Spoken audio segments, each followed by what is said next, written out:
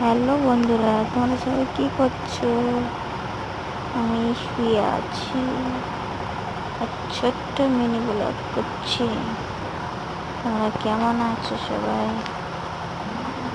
আমি তো ভালো আছি।